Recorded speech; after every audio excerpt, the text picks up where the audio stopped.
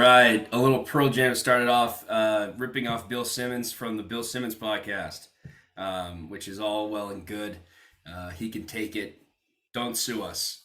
And same with Pearl Jam. Don't sue us. We are back once again. Week 8 is on its way. Week 7 has just passed us. And you are here on the Shadowcast with the two saltiest owners in the league to date.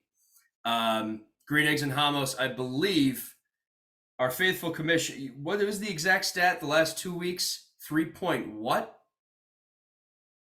That would be a grand total of 3.9 points in 2 weeks. So, yeah, definitely a salty bunch this evening. We'll probably hear some of that salt coming through the airwaves. Yeah, and I want people to get angry as well. I want people to get angry from this salt, and you can blame it on the salt all you want. But what a different way of getting salty you and I have had. I go from week 6 having not beaten 0 out of 12 teams I would have beaten, or 0 out of 11, and then this week I would have beaten 11 out of 11. And here I am with 2 losses in a row, one very well deserved, the other not so much. But we can get into all of that wish-washy sob stories later on in the podcast. For now, we have to address the elephant in the room right off the bat. We had a trade go down pre-recording that is I wouldn't call it seismic, but it's a very interesting move. Big names have gone through, and you know what? I might change my mind after we figure this one out. The trade was Chris Godwin to the Dark Knights in exchange for David Montgomery and Curtis Samuel. They will be headed to the House of Pancakes. Hamos, immediate reaction off this one. I think it's an interesting move. I think the thing that sticks out is when you look at the House of Pancakes, their running back room is kind of in the state that I think we all thought it was eventually going to head to, like when he was trying to trade a couple of those guys 3 weeks ago, where Clyde Edwards-Helaire is not really reliable anymore. Jeff Wilson, unfortunately, obsolete from the McCaffrey deal. So he needed a little bit of depth, because that basically went away between those two guys becoming not usable really, and also trading Zeke to you. So I think the 2-for-1 deal for him was good. I don't personally love the 2 pieces that he got, but they're both startable assets. So getting those 2 for a guy like Godwin, I think makes a lot of sense for him. What about you? What do you think about the Dark Knight side of this trade? For TDK, I mean, you get the Brady Godwin stack, which I know the stack king himself, Ra's al Ghul, may hate this, but this now becomes, if you look at the projections and you look at just rest of season, probably the best stack in the league. This Brady Godwin connection has been fertile for 2 years now in the fantasy landscape, and before he went out with his ACL, Godwin was emerging as that wide receiver 1 in Tampa Bay, and he looks to be doing it this time around. His snap shares all the way back. Everything's looking good. I think there are pieces that House of Pancakes needed in Curtis Samuel and David Montgomery. I think Montgomery's looking like a bit of a distressed asset. I think in this deal, he was sold as an RB2. And as a Khalil Herbert truther, I don't know if I'm there on his RB2-ness. Although I do like Curtis Samuel. I think that's a good piece. And as you said, these guys can slot into his lineup any given week. And you can feel okay knowing that this Burrow-Mixon in Diggs combo, and then as well as, Ayuk's done really well. That's been a solid trade between the 2 of us, Pancakes and I, and I think we'll get to the fallout from your and I's trade later as well, because that's been a very interesting one from a few different angles as well. But I like it for TDK. This gives him the stack. This sets up his wide receiver room to be one of the best in the league right now, depending on how DK responds from that knee issue. And I mean, we're hearing nothing concrete about that situation. Yeah. It's insane. I don't know how they can get away with it, but they are. So I know, I'd say Godwin makes this deal a win for TDK in a vacuum, but I do like the fact that two startable assets are now on the pancakes and can get slotted in. Because let's be honest, at this point, going into at least week 8, James Robinson cannot be started, and you expect to win a game against a team like the Floppy Knockers, who are surging a little bit in the points category.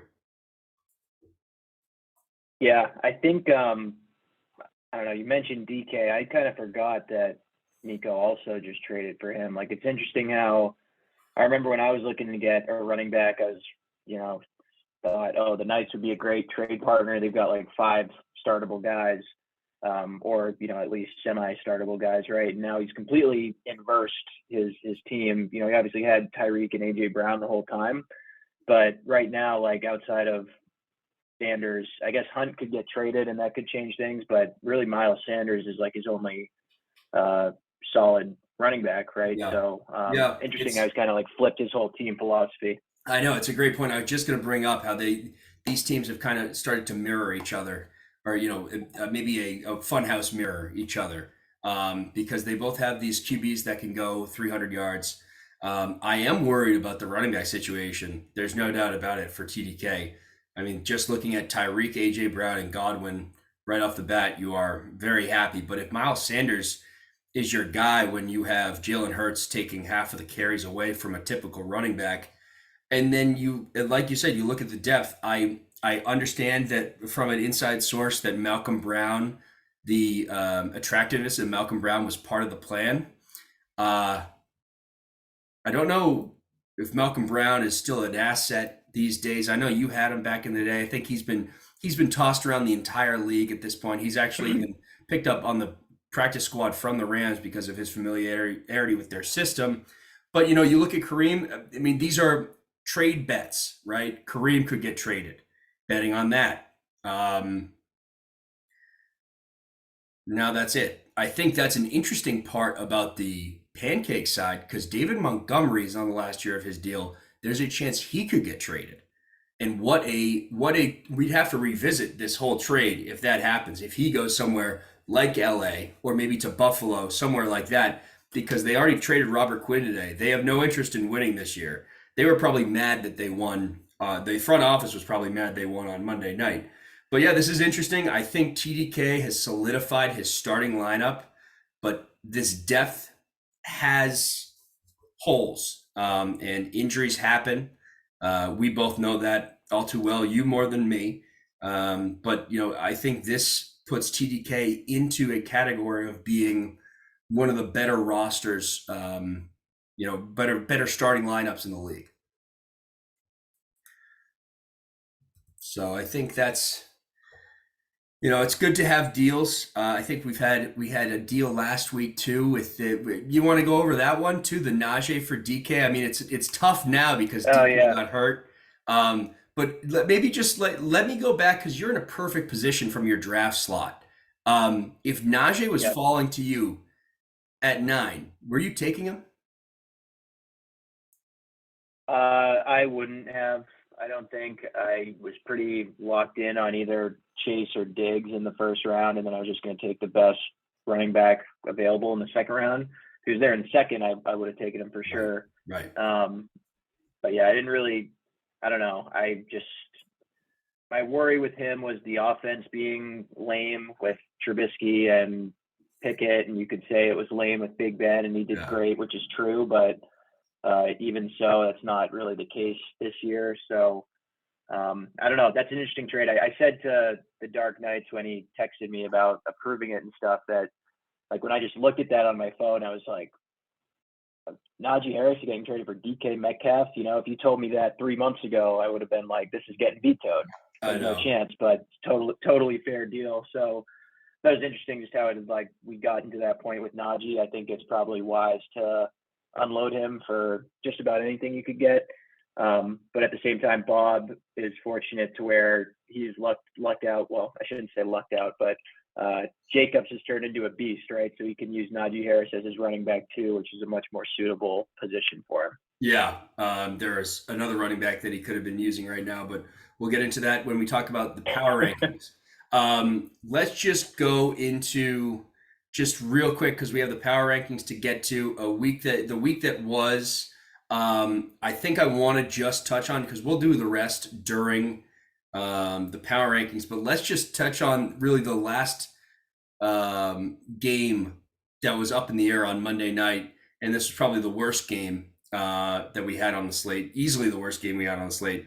Paula versus Moise Towlett. They went in with many different balls up in the air. I think there was Tyquan Thornton, Ramondre Stevenson, and New England defense going in against Devontae Parker and Damian Harris. And Moise needed to catch up a little bit, and he came 40.46 points away from doing so. Wow.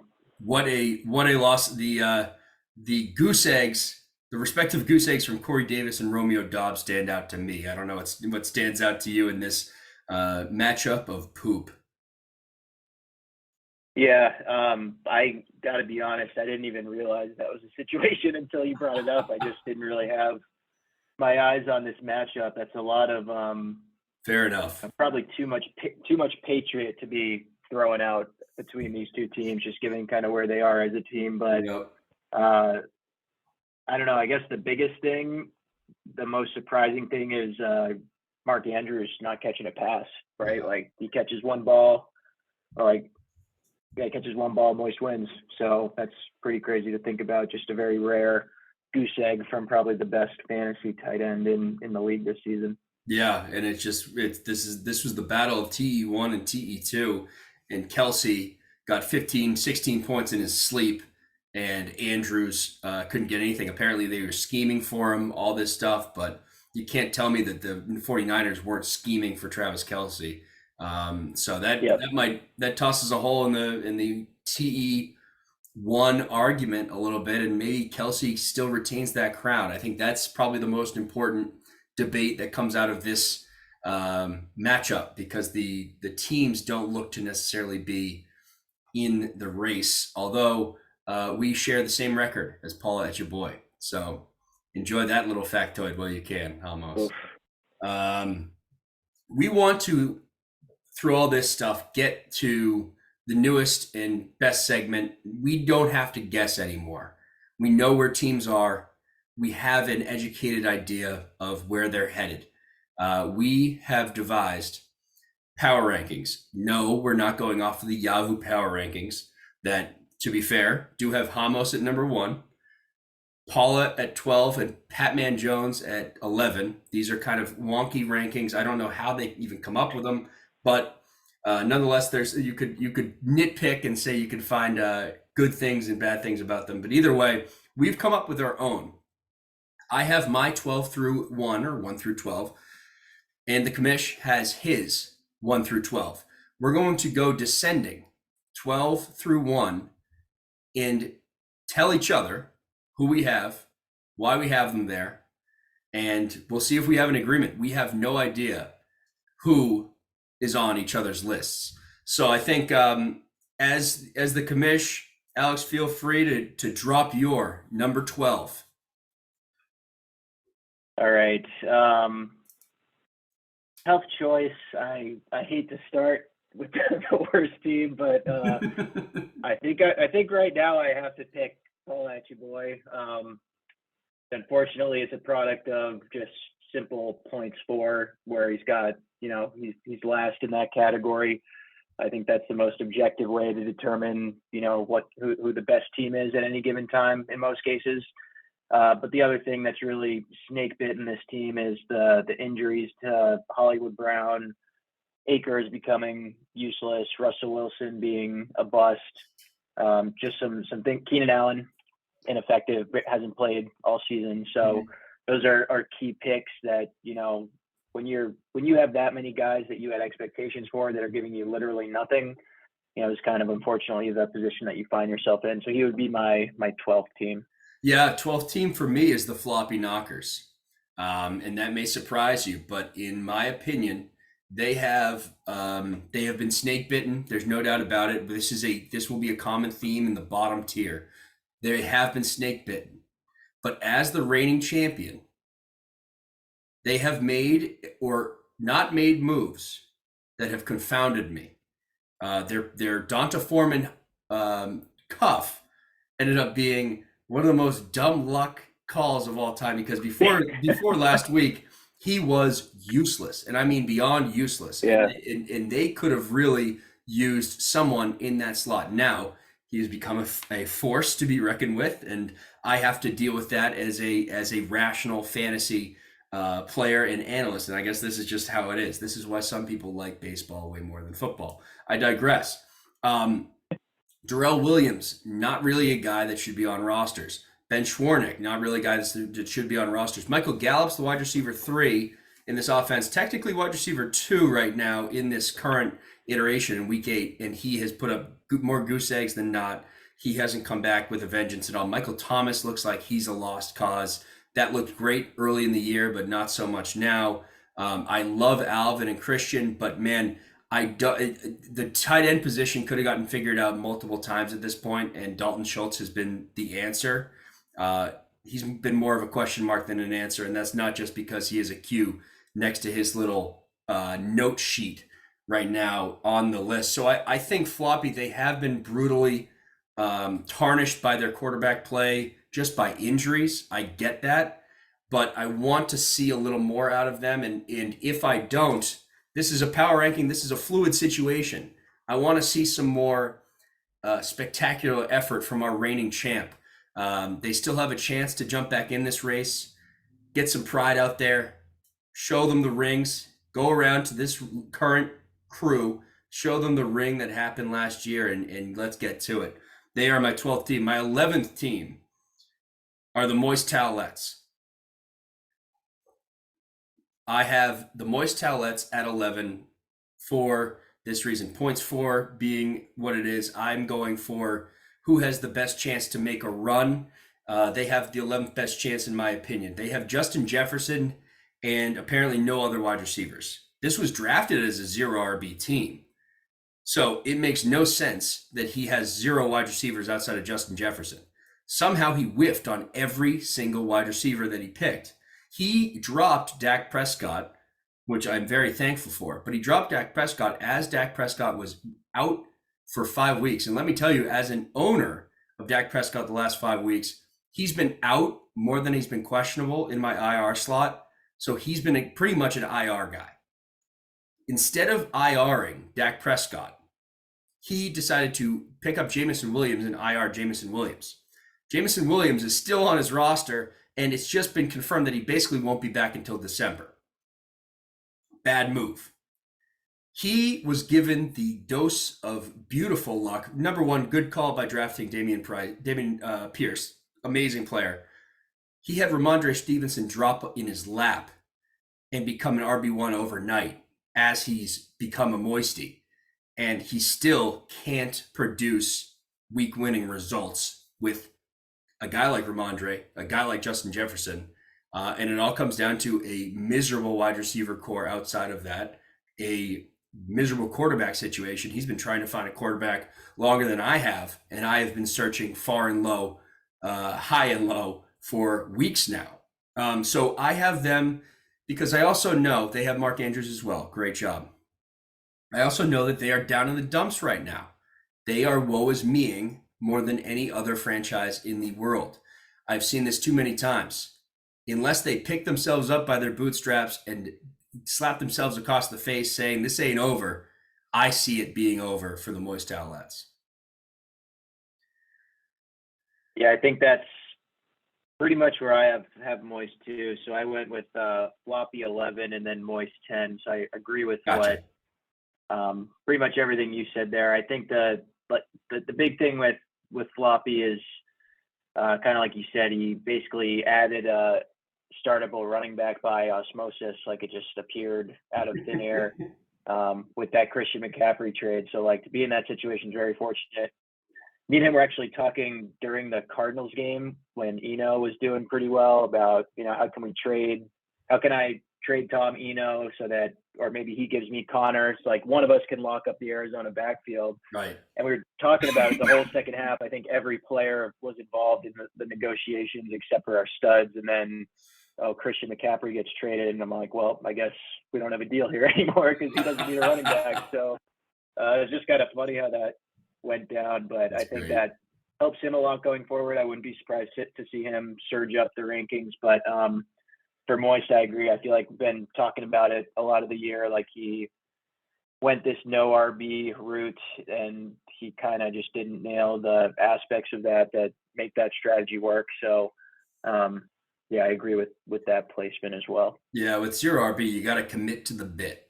You know, you got to fully commit to the bit. Go full Nathan Fielder, just commit to the bit. And he held up on the reins a little bit and sacrificed some good draft capital and some good wide receivers for running backs, one of which has panned out in Pierce, but otherwise has not looked good. So just real quick, 10 is Paula for me. And just hitting on Paula, Paula, you have 3 quarterbacks on your team.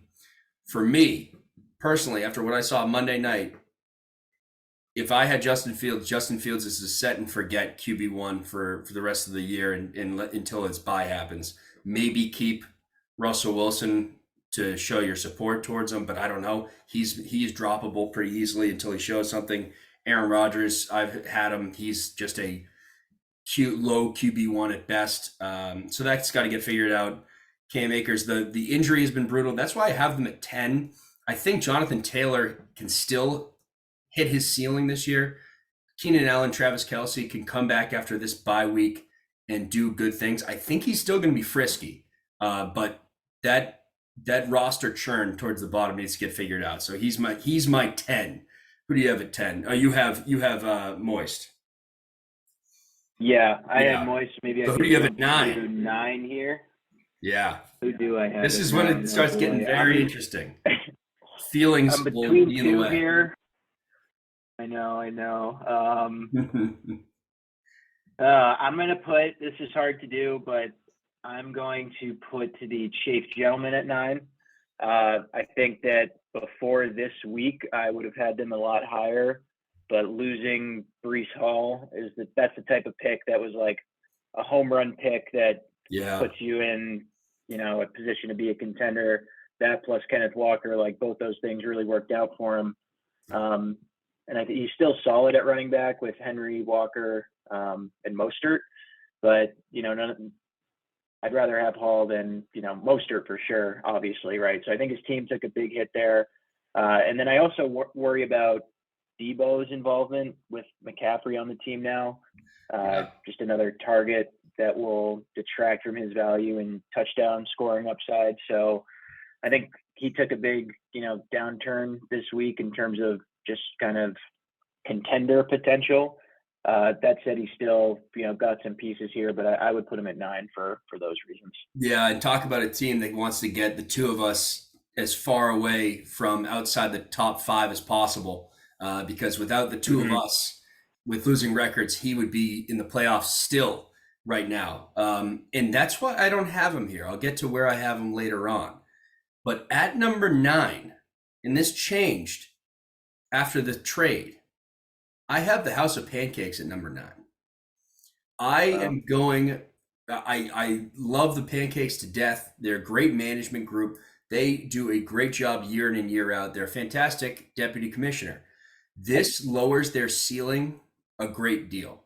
I see this as the type of trade that I think if he were 2-5, 3-4, I could see it being made because it increases that floor, probably decreases your chances of being in the toilet bowl. But does it give you league-winning upside? Does this trade give you league-winning upside?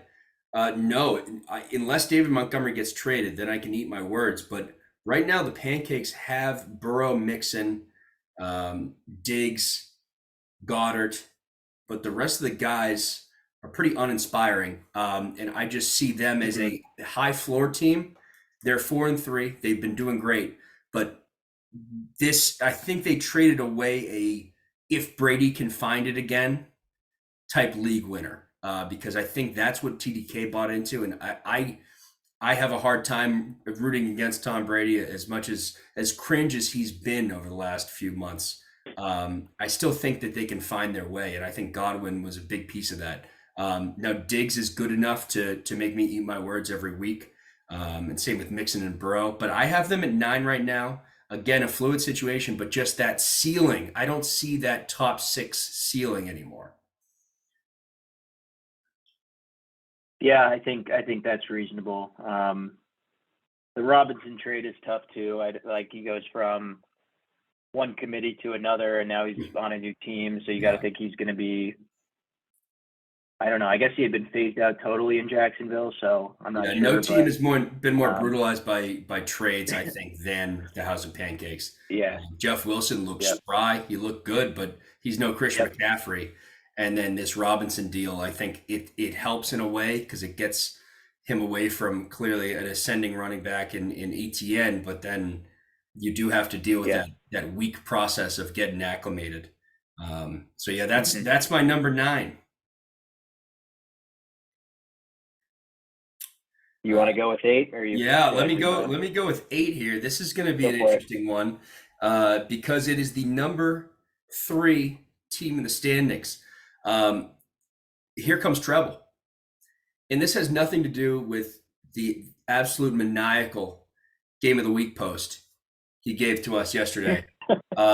Truly, like crazy stuff, like Riddler type stuff that he gave us. And I think full disclosure, I said to you today, I didn't read it. I just saw who everyone was voting for, and I surmised who the game of the week was about. But, I love the effort. Would love more effort in scouting and self-scouting. And this is why I have them at 8. They have made 8 moves so far this year. Wow. 8 moves. And it's poetic. It fits the riddle. Yeah. Now I'm interested to hear your thoughts because I can shoot holes in my own theory because I do see some ascending talents, but I don't love the way that this team is being managed. I think there were trades on the table. If there was just some reach out from this manager, there's never any reach out. I think there's a way to make this wide receiver room extremely high flying. And I think there's a way to do it without sacrificing these pretty solid running backs they have in their stable. So they have Mahomes, they have the pieces. I get it. But if I'm going championship ceiling, I don't see the desire for number 2 from Here Comes Treble. So I have them at 8. Yeah, I think that's all fair. I'll say I have Treble a lot higher, which maybe we can get to as we progress through this. But I really like his ceiling as a team. I think he scored the highest point total this season with like 180-ish a few weeks ago. Against Chafe, of course. Against Chafe, that's right. So he's capable of it. I think it's a good roster.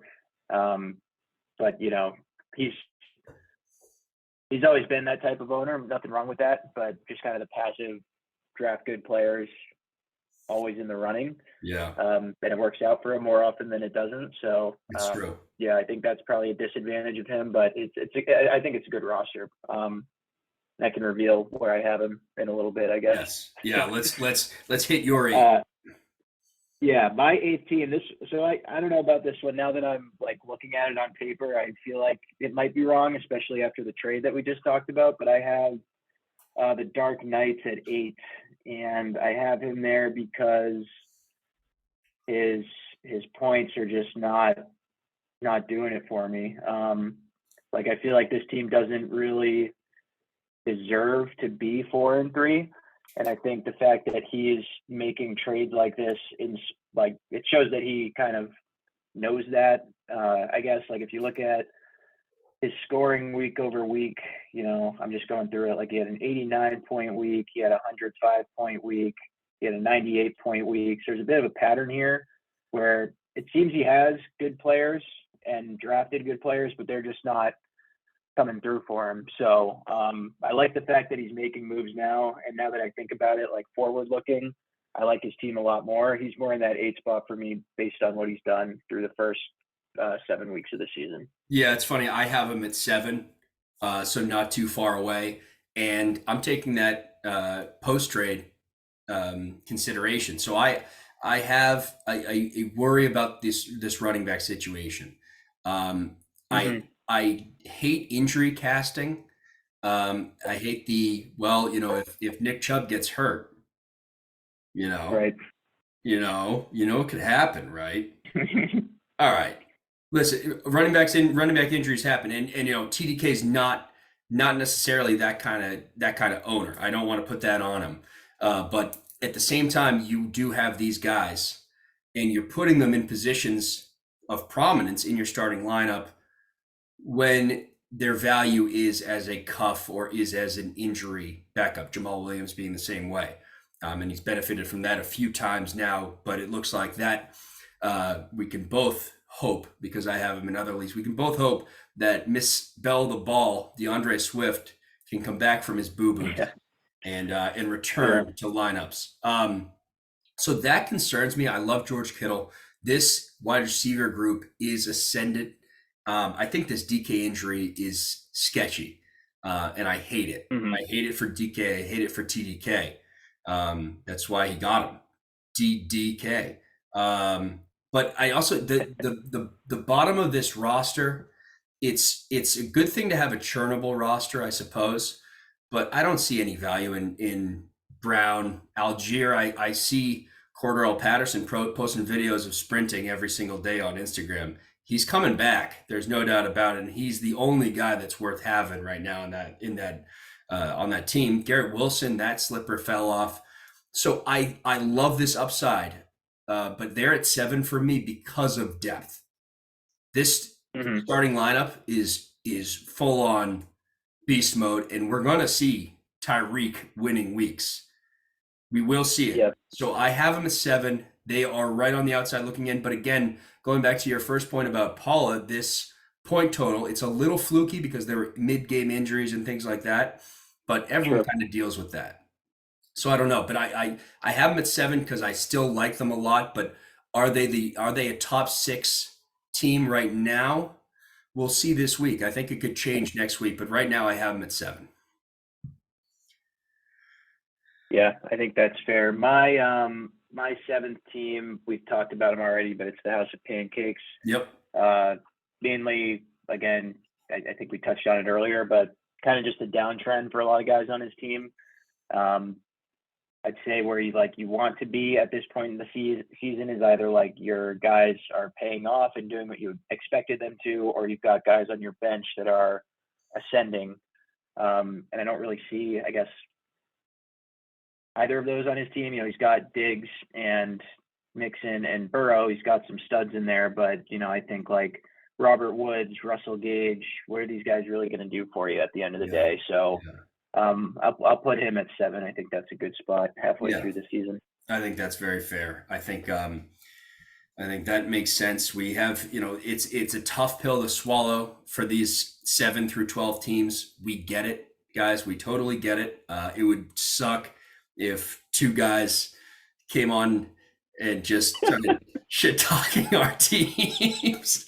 I mean, the absurdity of this podcast is really coming into full fruition right now. You talk about state radio. Like I think it's the fact that it's the 2 of us tonight. We're really just, this is state radio. It's finally here. I'll admit it. Yeah. This is with a little bit of salt mixed in every single time we mention points 4. We get a little twinge in our back. State radio is here. Embrace it, boys. Embrace it, please. Take it with a grain of salt because we have plenty of it to dish out. Let's jump to my number 6, and I have a team you already mentioned, the Chafe Gentlemen. I have them at 6 because even with these tough losses that they have dealt with Breece Hall tearing his ACL, with Drake London not being a wide receiver, I still believe in this talent. I think Raheem Mostert is an RB1. He's getting that workload. He gets everything that needs to be gotten to be an RB1. And he's now off the bench finally in the flex. He hasn't been started all year. That speaks to the running back depth they have. I think Derrick Henry he could just run rampant for the rest of the year. I think Tennessee knows that they have to use him. I love that. I'm still buying on a guy like Terry McLaurin. Debo Samuel concerns me right now with this hammy. For some reason, and this could be completely uneducated, but I've never trusted his soft tissue problems. It's always been kind of weird. But what puts them at 6 for me is all these. I think Kenneth Walker is a league winner type talent. These are decent wide receivers if Debo can get going. But I believe that Lamar will come back and get after it again. Mm-hmm. I think I think he is a guy that can still put up 40 points in a week and get this team to the promised land. Because remember, they could keep losing, and if they keep putting up 130, 140, they'll be right in it till the end. And I think just power rankings wise, they're still a team to not be trifled with, and they still have top tier talent on this roster. I have the bench concerns me a little bit, but I love this top tier talent. I think Derrick Henry, Lamar, and Kenneth Walker, if he keeps going the way he is, can really keep them in the running. Yeah, I agree. I think, we've talked about it with him, but the receivers have been a little down, but having Debo in there, that gives, a spark in that wide receiver room that he needed. Yeah. I will say though, Alex, the ahead, last thing, just a little boom roasted onto the Chafe Gentleman. He was looking to trade Alvin for a wide receiver 1. At the time, I had 4 wide receiver 1s in the so 4 top 12 wide receivers. 0 calls. Instead, he goes with Debo Samuel, who has posted a better than wide receiver 19 week once in the last 7 weeks. Mm-hmm. So I don't love that he went for the wide receiver 1 label rather than the wide receiver 1 stats. Yeah. And I think if I'm poking holes in my own argument, I think that could come back to bite him because, as you mentioned earlier, this Debo thing, there are a lot of mouths to feed, and that pie just got so much smaller with Christian McCaffrey in there. Yeah. Debo is an interesting guy. Like, I feel like there's kind of just this like aura around him as a player and a guy you want on your fantasy team because like he's fun to watch and fun to have on your team. But like statistically, the numbers haven't really been there this year. So we'll see how that goes. There are just like the most nerdy guys on Twitter who just like only do regression models and these things. And they hate Debo because they probably don't even watch a game. They're just like, his stats don't make sense. So why do people like him? And it's very interesting because this is that kind of year you see this happen. Last year he was fantastic. This is that type of year that you see it happen, and you're like, wow, I guess the nerds get half right every once in a while. And unfortunately for the Chafe Gentleman, this looks to be that half right year. Yeah. So I'll go to my number 6 here, which, to be honest, I thought I would have this team ranked lower when I started doing this, but I'm going to put Roz at number 6. I think the reason he's there for me is, my thoughts around this were sparked when I looked at like the actual power rankings on Yahoo, and what they have is where is Roz? He's like 2nd or 3rd, I think. Number 2nd. 2. And I said, what the hell is that? That can't be right. Like, this guy's lost 3 or 4 trades this year. But then I looked at his team and I was like, well, this is kind of a scary roster. It's driven by Josh Allen, which is like, as you guys have talked about in past episodes, he's really changed like the whole way I think we're going to draft quarterbacks in the future. Yeah. Like, if you look at he's QB1 on the season, obviously, but he's played in 1 less game than Mahomes, Burrow, and Lamar Jackson to this point in the year. So, like, there you go. What more can you say about him? Yeah. I think that coupled with Josh Jacobs, who is probably 2nd or 3rd best running back on the season. He's RB4 currently. He scored 30 points or more in the past 3 games. So I think just like those 2 guys, DJ Moore, is he going to turn into something now that Christian's gone? I feel like he's like, they got to feed him. Yeah. So maybe he'll end up winning that trade that he had with the Moisties. Obviously he's got I doubt Allen it. Robinson in there, which I doubt it. I think it's statistically impossible at this point. Yeah, right. I forgot Ramondre was involved there. Yeah. I was thinking about the two of them just like straight up, but yeah, I don't know. I think it's a good team.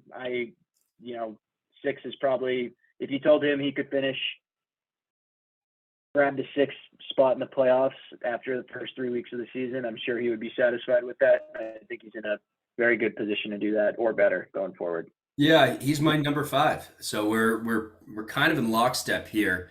It is amazing how trades can get lost like this. And to hit on the Ramondre thing that I teased earlier in the podcast, Ramondre was the 8th round pick for Roz. He could be a keeper next year. Oh man, Ramondre's headed for better than 6th round draft capital next year. Yeah, I don't know if they Damien's thought probably. I think Damien's gone after this year too, right? He's got 1 year left, so that's a shame. I didn't realize that. Yep. So great draft pick, brutal trade. I think DJ Moore still has it. I trust that talent. I like him a lot. I think CeeDee Lamb will get going with Dak. But yeah, it's amazing what can happen. And we used to see this with Travis Kelce teams, but now we see it with Josh Allen type teams. It's amazing what can happen and how your flaws can get brushed over when you have an elite quarterback. Josh Allen was taken in the 3rd round over Mike Williams, and Travis Etienne. If he and I went back and took those 3 again, I think he's still taking Josh before those 2. And that's a huge indictment on Josh Allen being a fantasy savior each week. That mixed with Gabe Davis, that's a solid stack. I think that stack is a bit overrated because I think he has like 4 touchdowns on 6 receptions so far this year. Started to go nerd again, but that's simply not sustainable. And then Josh Jacobs, it was unbelievable, great 0 RB pick. That's exactly what you look for. And just a fantastic pick. I don't know if this type of schedule, this type of environment is conducive, because I don't know if the Raiders will ever be in situations that they were in Houston or against Houston, where they're just running the ball because they can and they don't have to pass really at all. But he's still an RB1. He's going to be an RB1. I don't like Najee Harris. He was my 15th overall heading into the draft, so I was not taking him at either spot. In my draft, I really just could not. I think he's trending towards Trent Richardson status more than Derrick Henry status at this point, and I don't think anyone can disagree with that. But again, they are 5th for me because of Josh Allen, CeeDee Lamb, and a solid running game with Josh Jacobs and a few other guys that, like you said, you look at the bench that's ascending. I think Rachaad White looks to be ascending. I'm interested to see Kenny Gainwell this week. I think he could stake a claim in that backfield. So I think there are good things, but 5 is probably me being as kind as it can possibly be to Roz. And I think you went into it the same way, but we have to respect the talent that he has on the field right now. And it is a playoff team. Yeah, so I would agree. You want to hit your number 5? Yeah, I've got Treble here. We've already talked about him, but I like him there. That's probably the biggest difference that we've had so far. I think so, yeah. Talked about it, but I think the ceiling is sky high with Waddle, Cooper. I like Bateman a lot in the second half of the season. If he can stay healthy, and because that's when the Ravens offense was really popping, is when Bateman was on the field.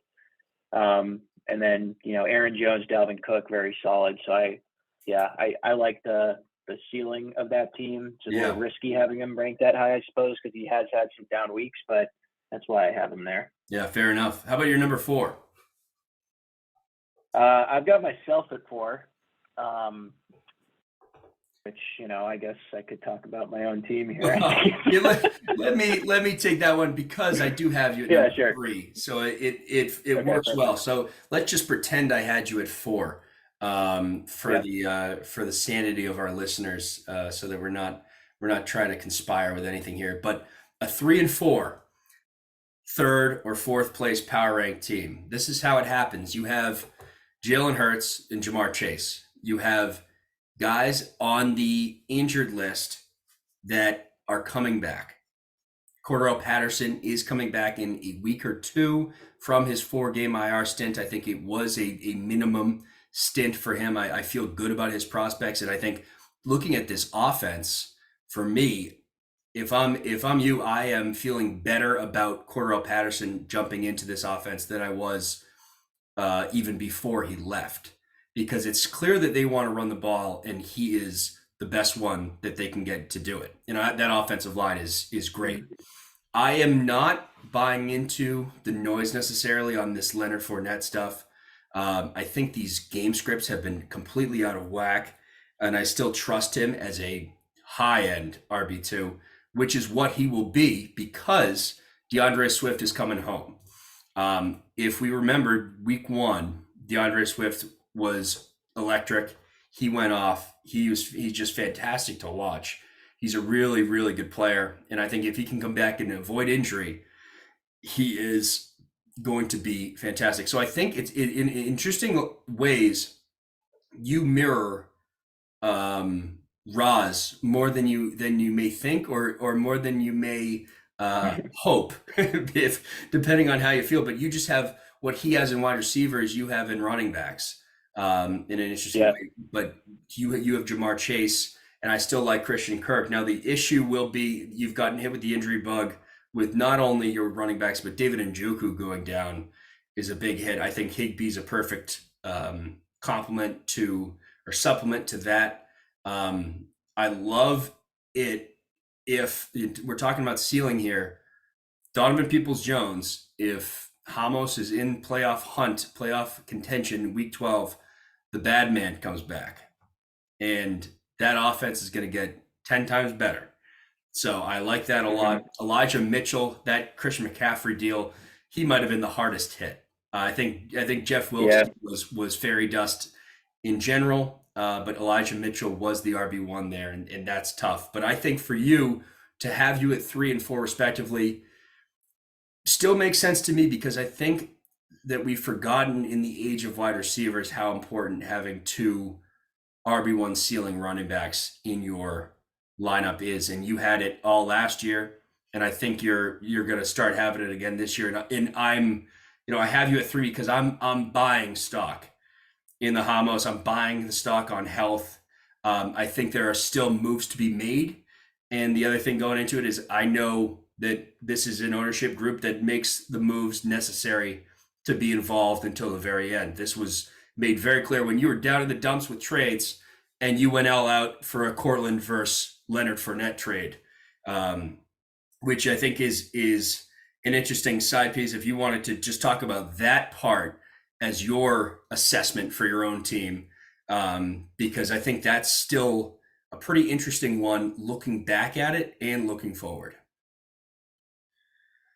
Yeah, I think it seems to have worked out for me at least the first 3 weeks, where in the first game with Fournette was weird when he had negative rushing yards but still had 18 points. Wild stat line. But like those 3 weeks, week 4 through 6, he was just catching a ton of passes, which was like, that's what I needed, was just some, surefire points from the running back spot. Cortland's been a little more down since he was the first couple of weeks, I feel, but he's the sure number 1 in that offense at least. So there's some stability with that. I think, I don't know, for my team, the 2 things I'm kind of going to be hamstrung by going forward is the fact that I've held on to these injured guys for so long, and that's prevented me from making other moves that could have been made. And I also have no fab left. I spent my last fab dollar last night. So we share that as well. A lot of frivolous spending early in the season, and here we are. Nobody left. Yep, you and I both in a lot, in 50. I think over $50 spent on it between the 2 of us on Tyler Higbee. So I hope he's happy. Yeah, geez. And so what's interesting, and I think just to touch on the last part for me, I think Eno Benjamin's been a savior. I think even with these brutal losses, you've also put up points. And that's, again, as we always say, such a huge part, especially this year.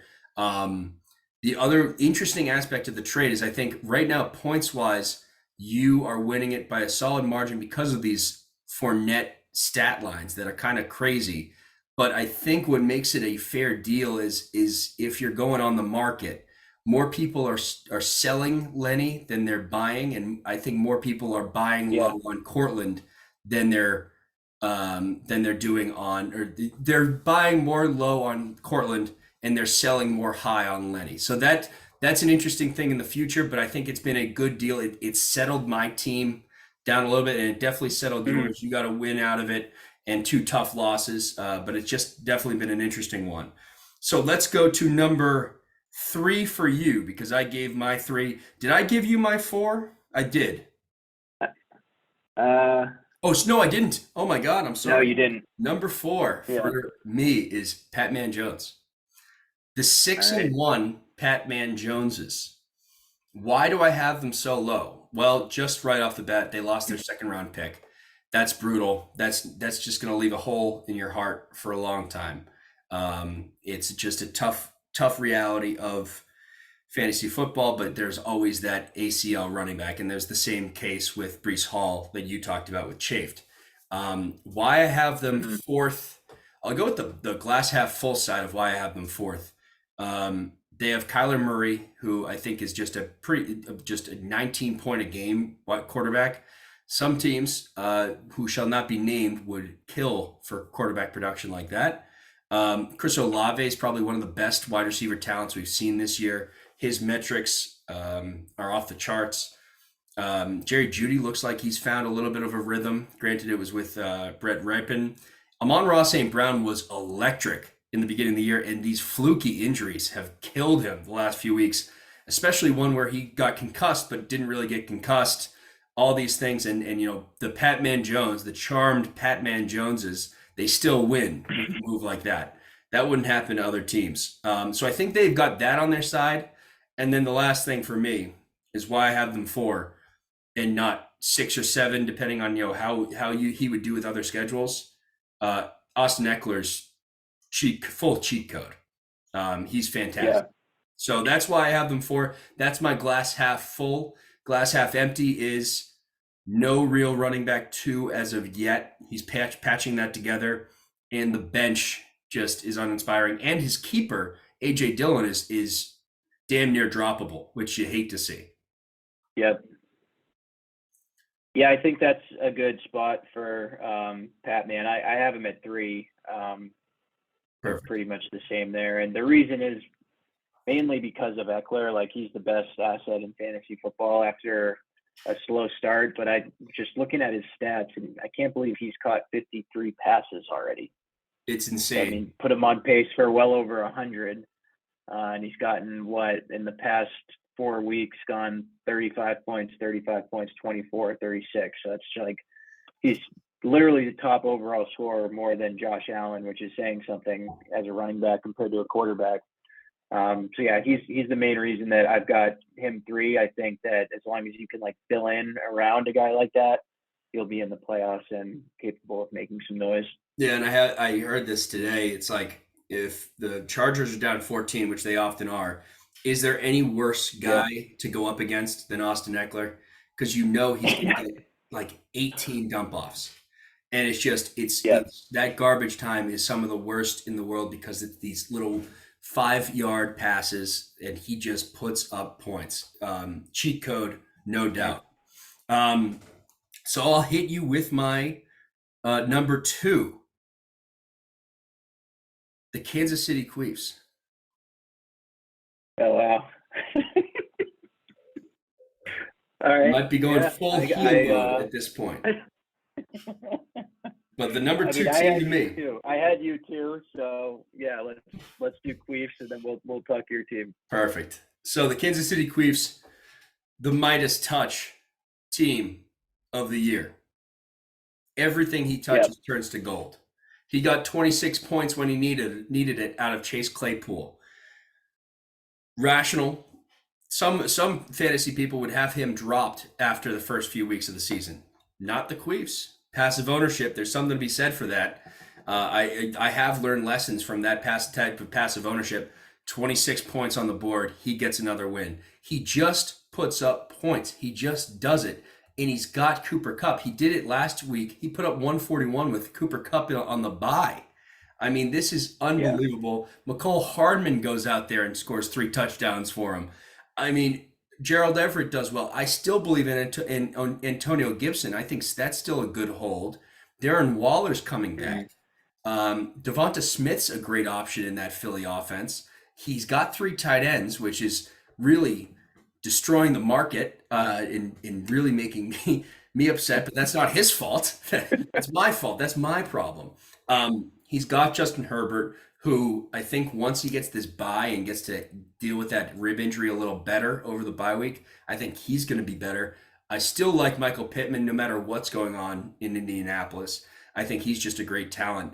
And then there's Nick Chubb. Nick Chubb is a fantasy darling, and I don't even get it because I don't like having him on teams because he just doesn't catch passes, but it doesn't matter because he's just so damn good. So I have him at 2. It's a very beautiful 2. He's also got 2 defenses in just last week. This 141 makes a lot more sense when I remember the fact that he had 3 interceptions, 2 of them returned for touchdowns for Arizona, which I think was a defense outside the top 20.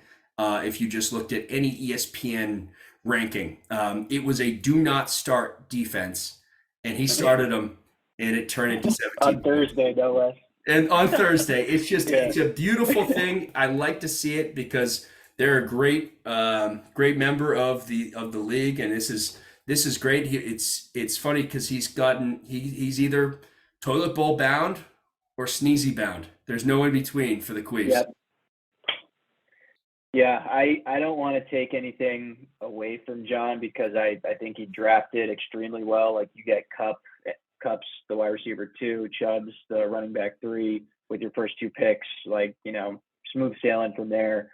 And he's got some good other pieces, but where I was going with that is I'm getting strong. Like, I don't want to say he's lucky. I said this to some other league members this week, but I'm getting strong Team of Destiny vibes from the Kansas City Chiefs. Yes. Because it's just like things that are happening on this roster don't make any sense, and it's and it's happening consistently. So if we're not only battling each other and like the unpredictability of fantasy football, but we now have some supernatural force that's controlling the Queefs and these ridiculous performances. I think it's going to be tough for anybody to beat them. So, and the best thing is Queef listens to the podcast. He takes notes. GDK came on this and started talking crap, and he took notes and put up 141 in his face last week. Yeah. I mean, and listen, it's also another thing. He hasn't gone through this whole year without some tough injuries. Rashad Penny out for the year. He was having a great season.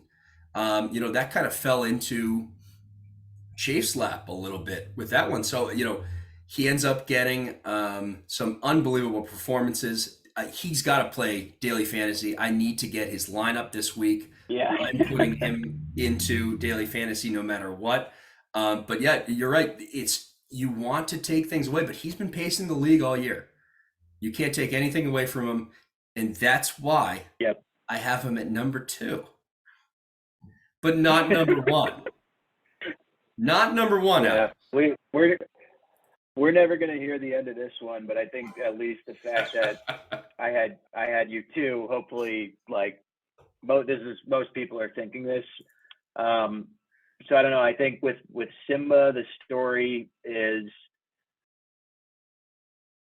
there's so many guys on this team that haven't even really been used that are additional pieces to an already very good team. So when I think about those guys, I'm talking about Hopkins, who just got back from suspension. I'm talking about Etienne, who's now a clear-cut workhorse, and he was already RB20 on the year as part of a committee. You've got Khalil Herbert, who is somehow the 18th best running back on the season this year. Fascinating. And then rookies like Pacheco and Pickens that are going to develop bigger roles as the season goes on. So you're adding all those pieces with your Devontae Adams, your Saquon Barkley. I don't know. I think just like top to bottom, this is the best roster in the league. We, some weakness at quarterback, and the Taysom Hill conundrum is not one that's going to work out every week. But yeah, I just think it's like, to the point I made earlier about having a reliable lineup and then these guys on your bench that can like really give you something. It's hard to believe all these guys are on one team for me in the League of Shadows. So yeah, I think this team definitely belongs at the top, and I think 3 and 4 probably doesn't tell the full story of where you guys should be. No, you're making me blush, and it's hard to go full heel when I'm blushing. But I'll keep a measured stance on this. Losing Mike Williams was brutal this week. He looks like he's going to be out for a month. Yep. But just to be able to kind of look into the lineup without him and not skip a beat feels good. And I think, I'm at a point where I'm rooting for Zeke to not play this week so that he's fully healthy for week 10 after the bye. Those sort of things, it's champagne problems. And yet I'm at 3 and 4. And I think if I can throw a little cold water on myself, it's because of the quarterback. I don't think I have this roster if I don't risk a late round quarterback, but that's got to get figured out. And I think you look at the Rozes, you look at the Hamoses, you look at even PMJ and these top tier quarterbacks, they're in the playoff hunt because of their quarterbacks. I'm in the playoff hunt in spite of my quarterback performance. So that's a lesson. And I think it's exactly what you said. I think, last week we talked about it. It's going to get figured out next year. Quarterback's going to be a hot commodity. There's no doubt about it. And I might even take a different stance. But no, I see myself as the best team because I have the points for so far. And I have the guys that after week 9, really my lineup solidifies itself and I can get into full cruise control in terms of set and forget, besides Mike Williams, who I lost. But I like who I have on my bench. I was a big anti David Montgomery guy. I don't think he's that good. I liked Khalil Herbert a lot. I like that. Isaiah Pacheco kind of like was a wild thing to wake up to on Sunday. Didn't work out because they just don't run the ball. But, he's still someone that people would like to have. George Pickens is really exciting to me. I just like the guys that I can take my time on. But at the same time, at 3 and 4, I'm at 3 and 4 because of my quarterback, lack of good streaming and lack of good play. And I gotta own that. But hopefully the Dak Prescott situation figures itself out sooner rather than later, and I don't have to worry about begging one of these other owners for their quarterback just so I can sleep at night.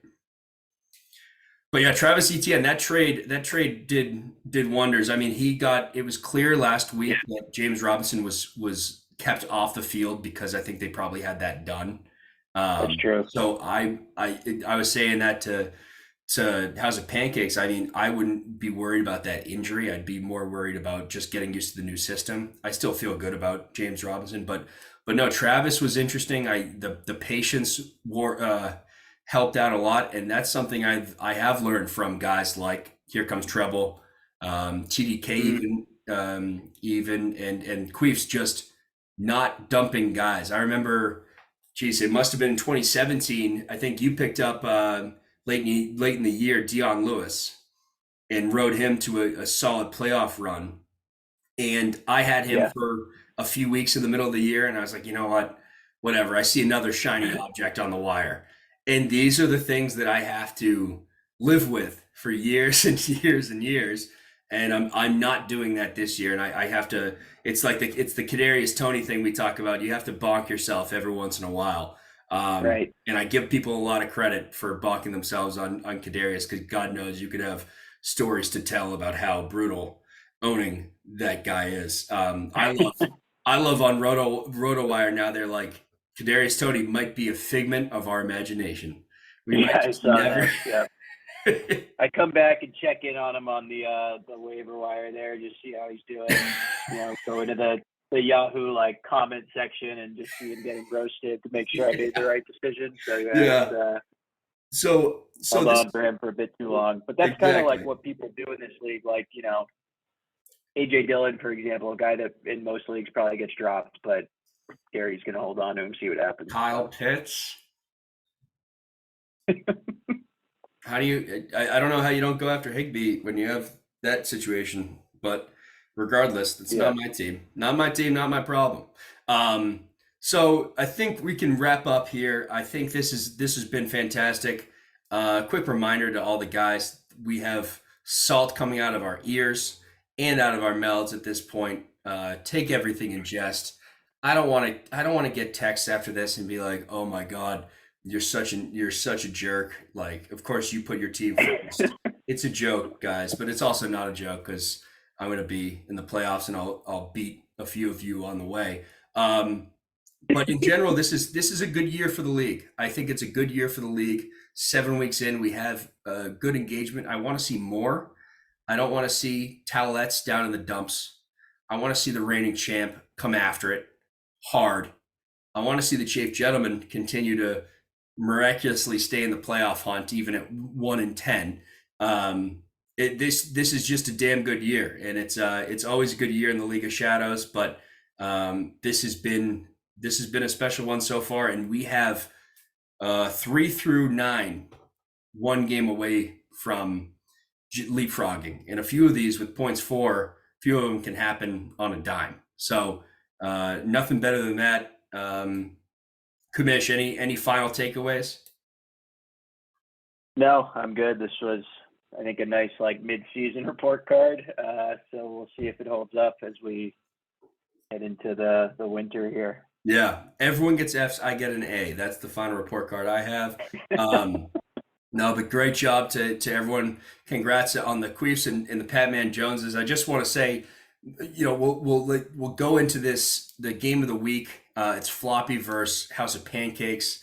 That's going to be a great matchup. 2 great friends going at it. This is Floppy's season. He mentioned it on the game of the week message board. This is it right here. He's in a good position to win, and I like it a lot. What's interesting is that the game of the week, the 1v2, was not picked, and Patman Jones was furious that he wasn't the game of the week. Furious. Wow. And it's just interesting that the 1 and the 2 aren't the game of the week, but I think it speaks to still a lack of belief in these 2 teams. But one of them's got to lose a tough luck game at some point. It's going to happen this week. Yeah, I think so. I mean, you'd think it would be the no-brainer choice for game of the week, but when you leave the decision up to whatever numbers, and I don't even know what this will base that off of. I have to read it again and try to make sense of it. But, you know, that opens it up to any matchup. I think the one between Tom and David is a good one, but I gotta say I like Tom to win pretty easily. Yeah, it's going to be an interesting one. I think I always love the loser leave town type matchups. That gets me going. Yeah. Just back against a wall, fighting for it all. Last comment is the Chief Gentlemen. I root for them every week as they miraculously are 1-6. Sadly, this week I have to root against them. I deem this a must-win week for me. I am entering a week 9 that's pretty brutal for buys against Patman Jones. Not a good thing. He has no guys on bye besides Jerry Jeudy. So this is a must-win week for me, and we will see how it goes. But you're going off against Paul at your boy, which might have the new QB1 darling next year and at a 14th round discount. So I think Paul will hear you give him the 12th seed in the power rankings and give some motivation. So we'll see. But anyway, we want to thank everyone again. My DMs are open for trolling if you guys are butthurt by what we said. But I hope you listen. If you listen, you'll listen to some good nuggets on your own teams. And if we don't get texts, I think that'll be a clear indication of who didn't listen. So that's always a good one. Kamish, thank you as always. This has been fantastic. All right, thank you.